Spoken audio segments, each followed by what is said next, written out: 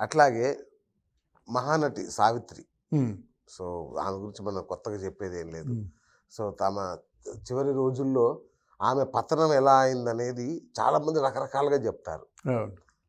మీ మీరు వాళ్ళందరిని దగ్గరగా జూసారు కాబట్టి, అవును. నిజంగా అసలు ఏం జరిగింది సార్? జయలలిత విషయంలో ఈ తాగుడు అలవాటు గావచ్చు, ఆమె పతనం గావచ్చు, ఆమెకు బి. సరోజ గారికి మధ్య ఉండే విభేదాలు గావచ్చు, ఏం సార్ అవును. ఇది అసలు? సావిత్రమ్మ అంటే కొంచెం స్టార్డమ్ తగ్గిన తర్వాతే నేను కలిసా. అచ్చా! ఎందుకంటే పిక్చర్ ఫీల్డ్ అని ఒక పత్రిక ఉండేది. హ్మ్. ఆ పత్రిక ప్రారంభానికి సావిత్రి గారి ముఖ చిత్రం వేసి, ఆ ముఖ చిత్రానికి స్టోరీ మీరైతేనే బాగుంటుందన్నారు. ఇదెక్కడ కుదరదురా బాబు నేను అప్పుడు సినీహారంలో పనిచేస్తున్నాను. అచ్చా! అలా ఎలాంటే మరి నా సైకిల్ అద్దెకి కూడా డబ్బులు లేవు. హ్మ్. ఏదో వాళ్ళు ఇచ్చారు. ఒక రూ. 100 ఇచ్చి తిరిగి రాయండి. మీకు రాస్తే ఇంకో 100 ఇస్తామని చెప్పారు ఆ! అప్పుడు. నేను మామూలుగా సైకిల్ మీద వెళ్ళాను. అన్నా నగరు అడవి కేకారణ్యంలాగా ఉంటుంది. అచ్చా! ఆ! వెళ్తే ఇప్పటికీ కళ్ళకి కట్టినట్టు కనిపిస్తుంది ఇల్లు. సింగిల్ బెడ్‌రూమ్ ఇల్లు. అంటే ఇక్కడ ఏముంది సావిత్రి గురించి చాలామంది ఊహాగానాలు చూసి ఆవిడని చూడకుండా చూసినట్టుగా ఫిక్షన్‌లో చెప్పేవారందరికీ ఒక హెచ్చరిక అండి. ఆ! తెలిస్తే తెలిసినట్టు చెప్పండి. తెలియకపోతే ఊరుకోండి హ్మ్. బాగుంటుంది. హ్మ్. ఆ ఇల్లు ఎలాగుంటుందో ఎవరికైనా తెలుసా? ఆవిడతో మాట్లాడారా మీరు? వెళ్ళేసరికి సింగిల్ బెడ్‌రూము. ఓ నైటీ వేసుకొని ఉంది. ఏంటి ఆ కాలంలో అంత స్టార్డమ్ ఆ స్టార్టప్ పడిపోయింది. అయిపోయిన తర్వాత? ఆ! ఇన్ని విషయాలు నాకెలా తెలుసంటే దానికి మూలం చెప్తున్నానన్నమాట. రైట్. నేను ముఖ చిత్రం స్టోరీ రాయాలంటే డీటెయిల్డ్‌గా మొత్తం స్టోరీ మనకు కావాలి కదా! అవును. అందుకు మొత్తం స్టోరీ కావాలంటే వెళ్ళా. వెళ్తే ఆ ఇల్లు చూసి మర్చిపోయా. సింగిల్ బెడ్‌రూమ్ నైటీ వేసుకుంది. మీరు పర్టిక్యులర్‌గా చూస్తే గాని సావిత్రి గారు అనిపించరు. అబ్బా! ఇటు పక్క సావిత్రి గారికి వచ్చినటువంటి వందలాది షీల్డ్ వాటి మీద గోని పరదాలు కప్పేశారు. ఇటు ఈ కుడి పక్కేమో ఎడమ పక్క షీల్డ్, గుడి పక్క ఒక ఫియట్ కారు ఉంటుంది. ఆ ఫియట్ కారు ఆ సెంటిమెంటల్‌గా ఉంచుకుంది. అది తిరగదు. ఆటోల మీదే ఏదైనా షూటింగ్‌కెళ్తే వెళ్ళేదిమాట ఆ రోజుల్లో. వెళ్ళి అడిగాను నేను, ఇలా ముఖ చిత్రం వేస్తున్నారు. మీ స్టోరీ కావాలమ్మా అని చెప్పేసరికి తిట్టేసింది బాగా. ఇన్నాళ్ళని ఈ అడవిలో ఉన్నదాని దగ్గరికి ఎందుకు వచ్చావు నువ్వు? వెళ్ళిపో ఇక్కడి నుంచి. అప్పుడు కొంచెం మందు వేసింది. నీ స్టోరీలు ఇవ్వు. నువ్వు ఎవరికి స్టోరీలు ఇవ్వడానికి ఇక్కడ నేను లేను. ప్రశాంతంగా బ్రతుకుతున్నాను. మళ్ళీ ఎందుకు కదిలిస్తారు? వెళ్ళిపోనని తిట్టేశారన్నమాట. నాకు ప్రేమ కొద్దీ తిడుతుంటే హాయిగానే ఉంది వచ్చేసాను. మళ్ళీ వెళ్ళాను. నేను రావద్దని చెప్పానా? అసలు నువ్వు అన్నం తింటున్నావా? అసలు ఆ తిండి మానేసి పూర్తిగా కళ్ళు వెనక్కి వెళ్ళిపోయినాయి. తిన్నావా నువ్వు? లేదమ్మా మీ ఇంటర్వ్యూ తీసుకున్నంత వరకు నేను ఎలాగైనా పట్టుదలగా వస్తాను అని చెప్పేసరికి, సరే ఆ మజ్జిగ తాగు అని చెప్పేసి మజ్జిగ ఇచ్చారు. ఇలాగా తిడుతుంటే రావడం వల్ల ఆవిడకి కొంచెం ఏదో మనసు కరిగింది. ఆ! కరిగి ఏంటి నీకేం కావాలి చెప్పు? అంటే మీ లైఫ్ స్టార్టింగ్ నుంచి చెప్తే బాగుంటుందమ్మా అన్నాను. సరే అని చెప్పి మొదలుపెట్టిందండి. తను ఎలాగా అరుణోదయ నాట్య మండలికి వెళ్ళింది. ఓకే. తన మదర్‌కి, తన పెద్ద మదర్‌కి ఒకడే మొగుడు. హ్మ్. ఆయన వెంకటేశ్వర చౌదరి, వెంకట్రావు చౌదరి అని చౌదరి అంటారన్నమాట. అవును. వాళ్ళు సామాజిక వర్గం కాపు కులస్తులు. హ్మ్.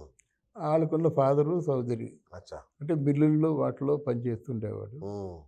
తర్వాత అరుణోదయ నాట్య మండలిలో ఆవిడ డ్యాన్స్ చేస్తుంటే చాలా బాగా చేసేదన్నమాట. ఆ దుగ్గిరాలలో జమున తండ్రి ఉన్నాడు. నాటకాలయ్యి ఆడిస్తుండేవాడు. ఆ రోజుల్లో వాళ్ళకి ఎక్కువ ఇంట్రెస్ట్. ఇక్కడ హంపి నుంచి వచ్చేసారు. దుగ్గిరాల తెనాలి పక్క ఉన్న దుగ్గిరాల. అరుణోదయ నాట్య మండలిలో నీ పక్కన చెల్లిని కూడా పెట్టమ్మా. ఎప్పుడెళ్ళినా సరే ఆ జమున గారి ఇంట్లోనే భోజనం చేసేది. ఆ జమున గారి తండ్రి కూడా అక్కమ్మ నువ్వు చెల్లివి అని చెప్పేవారన్నమాట. ఆ అక్క చెల్లెళ్ళ అనుబంధానికి అదే కారణం. మూల కారణం. ఓకే. అది. అక్క అంటే చనిపోయినంత వరకు అక్క అంటది. ఇప్పుడు సావిత్రికి బాగా ప్రేమ పాత్రురాలు ఎవరంటే జమునయే. అందుకే జమున పెళ్లి దగ్గరుండి చేసిందన్నమాట. హ్మ్. తర్వాత ఇక్కడ వచ్చినప్పుడు చౌదరి వచ్చాడు. పెదనాన్న వచ్చాడు. ముందు 'సంసారం' సినిమాలో ఏదో మామూలుగా యాక్ట్ చేశారు. డైలాగ్ మర్చిపోయింది. ఎవరయ్యా పెడతారు? LV Prasad director. ఆ! పక్కకు తీసేయండి అని చెప్పింది. తర్వాత ఆవిడకి జెమినీ స్టూడియోకి వెళ్ళి ప్రయత్నం చేద్దామంటే జెమినీ స్టూడియోలో జెమినీ గణేష్ను అప్పటికి ఫోటోగ్రాఫరు, అప్పటికి ప్రొడక్షన్ మేనేజరు ఈ సావిత్రిని చూడగానే ఏదో పడింది మనసులో. అప్పుడు సావిత్రికి మొదటి ఫోటో సెషన్ చేసింది జెమినీ గణేష్. ఓ బొమ్మ చూసుకుంది జెమినీ గణేష్. ఆయన మీద కొంచెం మంచి అభిప్రాయం ఏర్పడింది మన. రైట్. తర్వాత సి నాగరాజారావు అని చెప్పేసి ఆయన ఆ ఫోటో సెషన్స్ రెండో వ్యక్తి ఆయన నాగరాజారావు అని ఆయన. తర్వాత కెమెరామెన్ అయ్యాడు, పెద్ద కెమెరామెన్. అలాగా ఉన్నప్పుడు మెల్లగా సావిత్రికి పాతాళ భైరవిలో గ్రూప్ డ్యాన్స్లో ఒక అమ్మాయిగా పెట్టారన్నమాట. పెడితే బిఎన్ రెడ్డి గారికి, అంటే బిఎన్ అంటే నరసింహారెడ్డి కాదు, నాగిరెడ్డి. నరసింహారెడ్డి నాగిరెడ్డిని బిఎన్ రెడ్డి అంటారు. కానీ నాగిరెడ్డికి ఏదో స్పార్క్ ఉన్నట్టుందయ్యా అమ్మాయిలో అన్నాడనమాట. కేవీ రెడ్డి గారు చూశారు, ఆయన డైరెక్టర్. అమ్మాయి బాగుంది, ఎంత బాగానే ఉంది అంటే ఎగితే నల్లగా ఉన్నట్టుంది, చూద్దాం మేకప్ తీసాక. చూశారు, ముఖంలో మాత్రం కళ ఉట్టిపడుతుంది. లేదు ఈ అమ్మాయి చేస్తే బాగానే ఉంటుంది, మనం ఈ అమ్మాయిని పనికొస్తుంది, ఇండస్ట్రీకి పనికొస్తుంది అని చెప్పేసి తీసుకోవడం జరిగింది. జరిగిన తర్వాత నెక్స్ట్ ఇది సినిమా దొంగరాముడు లో దుక్కుపాటి వస్తుంది చూశాడు. దొంగరాముడు ముందా మాయాబజార్ ముందా అంటే మాయాబజార్ ముందు వచ్చింది అన్నమాట. మాయాబజార్ చేసింది చిన్న చిన్న పాత్రలు చేసినప్పుడు కూడా పెద్ద పాత్రలు చేసింది ఇవే. ఫస్ట్ చేసినటువంటి సినిమా ఏదైనా ఉందంటే పెద్ద పాత్ర దేవదాసు. ఓకే. ఆ దేవదాస్ ఏంటంటే ఒక సినిమా ఆల్రెడీ తమిళ్లో తీశారు. జెమినీ గణేష్ వీళ్ళు కలుసుకుంటుండేవారు, మాట్లాడుతుండేవారు. ఈ సినిమాకి నా తమిళ్లో డైలాగ్ చెప్పాలి, ఎలాగంటే డైలాగ్స్ నేర్పించేవాడు. వీళ్ళిద్దరికి ఉన్నటువంటి కామన్ క్వాలిటీ ఏంటంటే ఆయన కారు బాగా నడుపుతాడు, సావిత్రి లెఫ్ట్ హ్యాండర్ ఇప్పుడు నడుపుతుంది అన్నమాట. నాకు తెలిసి సావిత్రి ముందు ఎవరైనా కారు వేసుకెళ్ళారంటే ఆయన్ని ఓవర్టేక్ చేయకుండా ఉండలేదు. అక్కడ లైక్ మైండెడ్ అనమాట. జెమినీ గణేష్ను వీళ్ళు బాగా పోటీలు వేసుకునేవారు. అవి మన మహాబలిపురం వెళ్ళేవారు అన్నమాట. ఓకే. ఇంకేముంది, ఒక్కసారి దేవదాస్ సినిమాలో చేసిన తర్వాత నాగేశ్వరరావు గారికి ఎంత పేరు వచ్చిందో ఈవిడికి అంత పేరు వచ్చింది, అయిపోయింది. మహానటి ఇప్పుడు మాయాబజార్లో చేసిన తర్వాత ఎస్వి రంగారావు లాంటి వాళ్ళే ఎంత బాగా చేసేవి అనేవారు అన్నమాట. ఎస్వి రంగారావుని అందరూ సావిత్రి డాడీ అని పిలుస్తుంది అనుకుంటారు, సావిత్రి బావా అని పిలుస్తుంది. తెలియని వాళ్ళు చెప్పే మాటలు అవి. బావా అని పిలుస్తుంది అన్నమాట. అప్పటికంచి బావా మరుదుల్లాగా ఉన్నారు. ఎస్వి రంగారావు గారికి కట్టుకోమని సావిత్రి గారే స్థలం ఇచ్చారు. అక్కడ మన బదుల్లా రోడ్ అంతా కస్తూరి శివరావుది అయితే హబీబుల్లా రోడ్ అంతా సావిత్రి గారిది.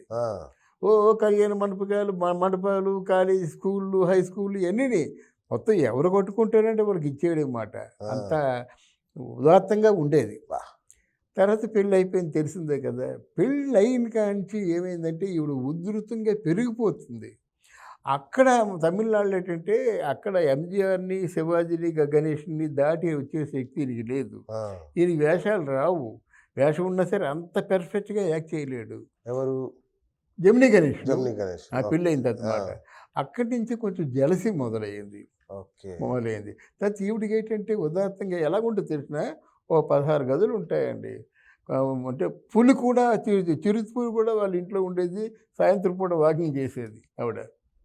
వైభవం గురించి చెప్పాలంటే మొత్తం గుర్రాలు కానీ, కుక్కలు, జాతి కుక్కలు అవి పెంచడం అలవాటు అన్నమాట. ఇటుపక్క 16 గదుల్లో ఏదైనా కొత్త కారు వచ్చిందంటే ఆ షెడ్లో ఉండవలసింది. ఈ సావిత్రి ఇంటిని అనుకుని బ్యాక్ ఉన్న పెద్ద గదిలో ఎప్పుడూ బంగారు పని వాళ్ళు బంగారం చేస్తుండేవారు. నగలు ఎప్పుడూ ఏదో ఒకటి చేయడమే. ఎంత బంగారం ఉండేది, మొత్తం ఎన్ని కేజీలు బంగారం ఉండేది సావిత్రికి. ఇలా బంగారం, తర్వాత బంగారు జరీ చీరలు, ఏ చీర అయినా సరే కంచి నుంచి వచ్చినట్టయితే ముందు సావిత్రి అమ్మ ఇంటికి వచ్చి ఆ చీరలు చూపించి డబ్బులు వద్దమ్మా తీసుకోమని వెళ్ళిపోతుంటారు. అది ఆవిడ వైభవం. ఇటుపక్కేమో కాస్ట్యూమర్స్. అప్పుడు కాస్ట్యూమర్ సావిత్రికి స్పెషల్గా జాకెట్లు అవి కుట్టేవాడు అన్నమాట. డ్రెస్ డిజైనింగ్ చేసేవాడు అంతనా. అచ్యుతం అంటే ఒక గొప్ప వ్యక్తి, గొప్ప టైలరు, నిజాయితీ గల టైలరు. వాడి సంగతి క్లుప్తంగా చెప్తాను వినండి. ఒకసారి భానుమతి గారి దగ్గరికి వెళ్ళి ఒక డజన్ జాకెట్లు కుట్టి ఇచ్చాడు. ఈయనకేంటంటే అలవాటు, ఎవరికైనా జాకెట్లు కుట్టి ఇచ్చినట్టయితే వాళ్ళు పొగుడుతారు. "అబ్బా! ఎంత బాగా కుట్టావు అచ్యుతం, చాలా థ్యాంక్స్" అని పొగుడుతారన్నమాట. పొగడలేదు, డబ్బులు ఇచ్చింది వెళ్ళిపోయింది. అలా నిల్చున్నాడు. ఏంట్రా అని ఆలోచిస్తున్నాడు ఇంకా. అంటే వెళ్తూ ఆ! ఆలోచిస్తున్నాడు. పరమ దరిద్రంగా కుట్టావయ్యా నువ్వు అచ్యుతం. ఏం చేశావు నువ్వు? జాకెట్ నాశనం చేశావు. అబ్బా! అంది. జోక్ అది. ఈయనేం చేశాడు, అలా వెళ్తున్నాడు. ఇలా వెనక్కి తిరిగి చూశాడు. యు బిలీవ్ మీ, చచ్చిపోయినంత వరకు ఈ మెడ అలాగే ఉండిపోయింది. అంటే ఆ రోజుల్లో అంత గొప్ప వాళ్ళు ఉండేవారండి. బా! బా! అంటే బా! నేను కుట్టిన జాకెట్లని బాగాలేమంటారా? ఇలా ఉండిపోయింది మెడ. కొన్నాళ్ళు ఓడియో. చచ్చిపోయాడన్నమాట. అంత నిష్ణాతులు పనిచేస్తుండేవారు. అవి చెప్పుకుంటే తెలీదు కదా! బా! బా! అది తర్వాత ఏంటంటే సావిత్రి మీద ఈగో ప్రదర్శించేవాడు. సావిత్రికి ఏంటంటే ఉదాత్తత ఎక్కువ, ధర్మగుణం ఎక్కువ. 7 వారాల నగల్లో ఒక వారం నగ పోయిందంటే పోనీ అమ్మ ఎందుకు ఉంటుంది కదా అనేదన్నమాట. పట్టించుకునేది కాదు. అక్కడే వచ్చేది. ఈయన డబ్బు మనిషి, ఆవిడ డబ్బు మనిషి కాదు. తర్వాత ఏంటంటే ఈవిడ చెప్తే ఎవరైనా వేషాలు ఇస్తారు. అవును. అంటే ఇక తెలుగులో ఎంత పేరుందో తమిళనాడులో కూడా అంతే పేరుంది. ఆవిడకి నడిసిరోమని కదా, మంచి అవును. పేరుంది. కలయిమామని ఎన్నో బిరుదులు ఇచ్చారు. అలా రికమెండ్ చేయడానికి మనకి ఇప్పుడు ఏమి లేదు కనుక మీరు యాక్ట్ చేయవలసిన అవసరం ఉంది. ప్రాపర్టీస్ చూసుకుంటే చాలు కదా. చాలా సజావుగా చెప్పేదన్నమాట. ఈలోగా సతీషును చాముండేశ్వరి పుట్టేశారు. హ్మ్. పుట్టేసిన తర్వాత ఆయన వాళ్ళిద్దరి మధ్య ప్రాపర్టీ గురించి గొడవ వచ్చేది. ఇక్కడ హైదరాబాద్‌లో లాల్ బహదూర్ స్టేడియంలో రవీంద్రాబాద్ దగ్గర ఏనుగు మీద ఊరేగించారు. అక్కడ సావిత్రికి బ్రహ్మరథం పడ్డం, ఇవన్నీ కూడా చాలా గొడవలు జరిగాయి. ఓకే. గొడవలు జరిగిన తర్వాత ఆయన చేసిన పొరపాటు అంటే ఇంట్లోంచి చెప్పా పెట్టకుండా వెళ్ళిపోయాడు. కొన్నాళ్ళు ఉంటే అర్థం చేసుకుంటుంది గది. ఈయనేంటంటే నేను అంతా అందరినీ వదిలేసి ఎలా సెటిల్ చేసింది తెలిసినా, చౌదరి అనేవాడు పెళ్లి చేసుకోనంటే ఎప్పుడు నీకేం కావాలి? నన్ను వచ్చావు, సినిమాల్లో వేషాలు ఇప్పించావు, బాగానే ఉంది. నేను జమినీ గణేష్ని పెళ్లి చేసుకోవాలి. ఇప్పుడు నీకేం కావాలి? ఇంతవరకు సంపాదించింది మొత్తం ఇచ్చేయి. ఆల్ రైట్ రాసిచ్చేయాలి. అంత ఫ్యామిలీని అంతటిని వదిలేసి ఫ్యామిలీని తీసుకురాకట నిన్ను నమ్మి నిన్ను పెళ్లి చేసుకుంటే ఒంటరిగా విడిచిపెట్టి వెళ్ళిపోతావా అన్నదే ప్రథమ బాధ. ఓకే. అది అక్కడ వచ్చింది ఏంటంటే ఆయనకి రెండో పిల్ల ఉంది, మూడో పిల్ల ఉంది, అంతా ఉన్నారు కదా, వాళ్ళ దగ్గరికి వెళ్తాడు. అవతల వాళ్ళు కూడా ఉడుక్కుంటే ఆ కుళ్ళు మొత్తాన్ని అంతే చూపిస్తారు కదా. కదా, అలా అవును. వెళ్తాడు. అవును. అవును. అటువంటి